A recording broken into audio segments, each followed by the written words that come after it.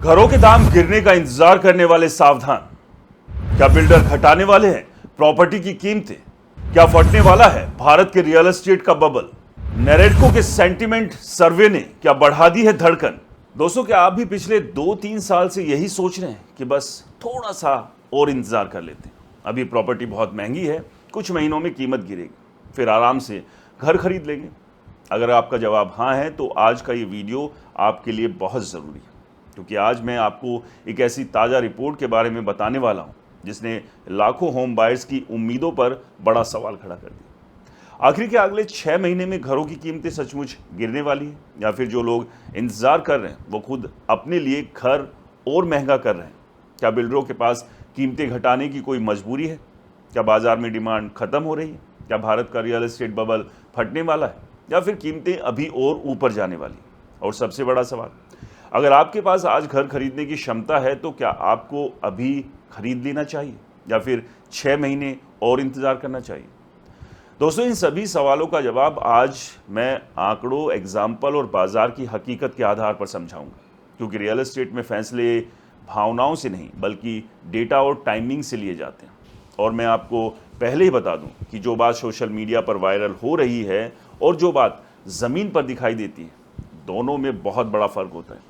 इसलिए इस वीडियो को आखिर तक ज़रूर देखिए, क्योंकि अंत में मैं आपको बताऊंगा कि एक रियल एस्टेट एक्सपर्ट के तौर पर मेरी क्या राय है, और आज अगर मेरे पास घर खरीदने का बजट हो तो मैं क्या फ़ैसला लूँगा। सबसे पहले बात करते हैं उस रिपोर्ट की जिसने पूरी चर्चा शुरू की है। नाइट फ्रैंक इंडिया और नैरेडको यानी national real estate development council ने 2026 की दूसरी तिमाही का रियल एस्टेट सेंटीमेंट सर्वे जारी किया। ये कोई सोशल मीडिया पोल नहीं, बल्कि डेवलपर्स, इन्वेस्टर्स, सलाहकारों और रियल एस्टेट से जुड़े स्टेक होल्डर्स की राय पर आधारित एक इम्पॉर्टेंट रिपोर्ट है। इस रिपोर्ट का सबसे बड़ा निष्कर्ष ये है कि अगले 6 महीनों में घरों की कीमतों में बड़ी गिरावट की संभावना बहुत कम है। रिपोर्ट के मुताबिक 74% लोगों का मानना है कि अगले 6 महीनों में रेजिडेंशियल प्रॉपर्टी की कीमतें या तो मौजूदा स्तर पर बनी रहेगी या फिर उनमें और बढ़ोतरी होगी। इसका सीधा मतलब ये हुआ कि केवल एक छोटा हिस्सा ही कीमतों में गिरावट की उम्मीद कर रहा है। अब सवाल उठता है कि आखिर ऐसा क्यों? जब कई लोग कहते हैं कि बिक्री धीमी है, बाजार कमज़ोर है, तब कीमतें क्यों नहीं गिर रही? इसका जवाब आपको बिल्डर के बिजनेस मॉडल में मिलेगा। मान लीजिए कोई डेवलपर आज गुरुग्राम, नोएडा, पुणे, मुंबई, हैदराबाद या बेंगलुरु में एक हाउसिंग प्रोजेक्ट बना रहा है। सबसे पहले उसे ज़मीन खरीदनी पड़ती है, उसके बाद सरकार को अलग अलग फीस देनी पड़ती है, फिर सीमेंट, स्टील, ईंट, बिजली का सामान, pipe, glass, elevator, tiles, paint और सैकड़ों तरह की कंस्ट्रक्शन मटेरियल खरीदना पड़ता है। इसके बाद हज़ारों मजदूरों और इंजीनियरों का खर्चा। अब सोचिए, अगर सीमेंट महंगा हो गया, स्टील महंगा हो जाए, डीजल महंगा हो जाए, ट्रांसपोर्टेशन महंगा हो जाए और मजदूरी भी बढ़ जाए, तो क्या बिल्डर के पास कीमतें घटाने की गुंजाइश बचती है? बिल्कुल नहीं।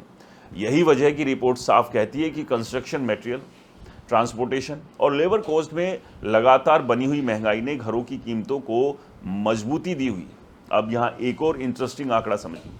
रिपोर्ट में फ्यूचर सेंटीमेंट स्कोर 50 पर बना हुआ है। बहुत से लोग सोचेंगे कि इसका मतलब क्या है। सिंपल भाषा में समझिए, अगर स्कोर 50 के आसपास है तो इसका मतलब बाजार संतुलित है, यानी ना तो ज़बरदस्त तेजी की उम्मीद है और ना ही किसी बड़े क्रैश की। इसका मतलब ये नहीं है कि कीमतें आधी हो जाएंगी, बल्कि इसका मतलब है कि बाजार मौजूदा दिशा में आगे बढ़ेगा और अचानक किसी बड़े झटके की संभावना कम है। अब बिक्री की बात करते हैं। रिपोर्ट बताती है कि देश के प्रमुख शहरों में 2026 की पहली छमाही में घरों की बिक्री साल दर साल लगभग 1% बढ़ी। कई लोग कहते हैं कि सिर्फ 1%, लेकिन यहाँ असली बात यह है कि बिक्री गिरी नहीं। ग्लोबल अनिश्चितताओं, महंगाई और बाजार की दरों के बावजूद बाजार ने अपनी पकड़ बनाकर रखी। अगर बिक्री पूरी तरह टूट जाती तो बिल्डरों पर कीमतें घटाने का दबाव बनता, लेकिन ऐसा नहीं हुआ। अब एक और इम्पॉर्टेंट आंकड़ा देखिए। रिपोर्ट के मुताबिक 45% लोगों को लगता है कि आने वाले समय में बिक्री कमज़ोर रह सकती, जबकि पिछली तिमाही में यह आंकड़ा 52% था। यानी पहले की तुलना में लोगों की चिंता कम हुई है। इसका मतलब बाजार को लेकर भरोसा थोड़ा बढ़ा है। इसी तरह नए प्रोजेक्ट्स के लॉन्च को लेकर भी स्थिति बेहतर हुई। पहली तिमाही में 45% लोग लॉन्च कमज़ोर रहने की बात कर रहे थे, जो अब घटकर 38% रह गए। यानी डेवलपर्स पहले से ज़्यादा सतर्क हैं, लेकिन पूरी तरह पीछे नहीं हटे। अब कीमतों की बात करें तो रिपोर्ट के अनुसार करीब 60% उत्तरदाताओं का मानना है कि कीमतें बढ़ सकती हैं, जबकि बड़ी संख्या ये भी मानती है कि कीमतें स्थिर रहेंगी। यानी कुल मिलाकर अधिकांश एक्सपर्ट्स की राय यही है कि अगले 6 महीनों में भारी गिरावट की संभावना नहीं है।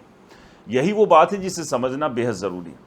सोशल मीडिया पर अक्सर कहा जाता है कि बस कुछ महीने रुक जाओ, प्रॉपर्टी आधे दाम पर मिलेगी, लेकिन ज़मीन पर काम करने वाले लोग ऐसा नहीं सोच रहे। अब मैं आपको एक एग्जाम्पल देता हूँ। मान लीजिए आपने 2023 में सोचा कि अभी नहीं खरीदेंगे, कीमत गिरेगी। फिर आपने 2024 में भी इंतज़ार किया, उसके बाद 2025 में भी यही सोचा। अब अगर उसी इलाके में फ्लैट की कीमत 80 लाख से बढ़कर 1 करोड़ हो गई तो आपने क्या बचाया? कुछ भी नहीं। उल्टा अगर आपने उसी समय लोन लिया होता तो हो सकता है आपकी EMI शुरू हो जाती और आज तक आपकी संपत्ति की वैल्यू भी बढ़ चुकी होती। यही कारण है कि सिर्फ कीमत गिरने के इंतजार में कई लोग बाजार से बाहर रह जाते हैं। लेकिन इसका मतलब ये नहीं है कि मैं आपको आंख बंद करके कोई भी प्रॉपर्टी खरीदने की सलाह दे रहा हूँ, बिल्कुल नहीं। क्योंकि हर शहर, हर लोकेशन और हर प्रोजेक्ट की कहानी हमेशा अलग होती है। कुछ इलाकों में सप्लाई बहुत ज़्यादा है, वहाँ कीमतें लंबे समय तक स्थिर रह सकती हैं।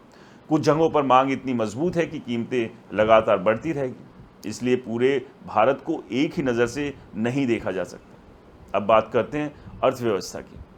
रिपोर्ट में एक अच्छी खबर ये सामने आई है कि पहली तिमाही में 50% लोगों को डर था कि अर्थव्यवस्था कमज़ोर हो सकती है, लेकिन अब ये संख्या घटकर 36% रहेगी। वही 31% लोगों का मानना है कि आने वाले समय में भारत की आर्थिक स्थिति और मजबूत होगी। इसका मतलब इन्वेस्टर्स का भरोसा पहले से बेहतर हुआ है। जब अर्थव्यवस्था मजबूत रहती है, नौकरियां बढ़ती है, लोगों की इनकम बढ़ती है और बैंक लोन देते रहते हैं, तब रियल एस्टेट की मांग भी बनी रहती है।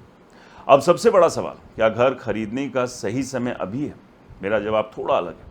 अगर आप अपने रहने के लिए घर खरीद रहे हैं, आपकी नौकरी स्थिर है, आपके पास डाउन पेमेंट है और EMI आपकी इनकम के हिसाब से आराम से निकल सकती है, तो सिर्फ कीमतें गिरने के इंतज़ार में फैसला टालना समझदारी नहीं होगी। क्योंकि अगर अगले कुछ महीनों में कीमतें नहीं गिरी बल्कि 5 से 10% और बढ़ गई तो आपका इंतज़ार महंगा साबित हो सकता है। लेकिन अगर आप निवेश के लिए खरीद रहे हैं, तब आपको सिर्फ रिपोर्ट देखकर फैसला लेना नहीं चाहिए।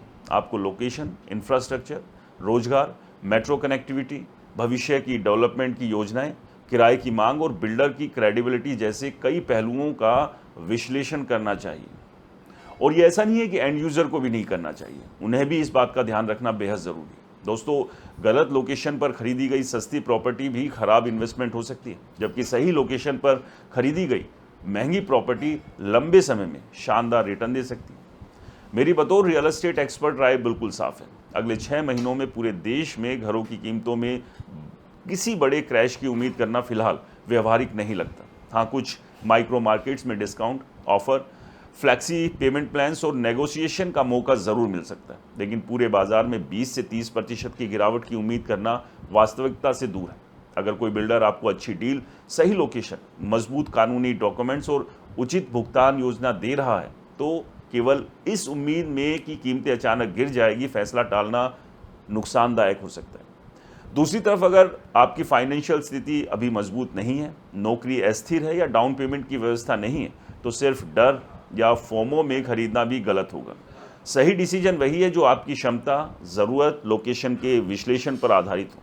इसलिए बाजार की अफवाहों पर नहीं, डेटा पर भरोसा कीजिए, क्योंकि रियल एस्टेट में सबसे ज़्यादा कमाई वही लोग करते हैं जो सही समय पर सही प्रॉपर्टी चुनते हैं, ना कि वो जो हर साल सिर्फ ये कहते रहते हैं थोड़ा और इंतज़ार कर लेते हैं। अब आप हमें कमेंट्स कर ज़रूर बताइए कि आप किस शहर से हैं और क्या आपको लगता है कि आपके शहर में अगले 6 महीनों में घरों की कीमतें बढ़ेंगी, स्थिर रहेंगी या गिरेंगी। आपकी राय भी इस चर्चा को और दिलचस्प बनाएगी। और दोस्तों, वीडियो पसंद आया तो इसे लाइक करें, ज़्यादा से ज़्यादा शेयर करें, ताकि और लोग भी रियल एस्टेट के हर पहलू के बारे में जागरूक हो सकें। और आपके अपने चैनल को सब्सक्राइब और फॉलो करना बिल्कुल ना भूलें। मिलते हैं अगले रियल एस्टेट के जुड़े किसी दूसरे टॉपिक के साथ। तब तक के लिए मुझे दीजिए इजाज़त। नमस्कार, जय हिंद।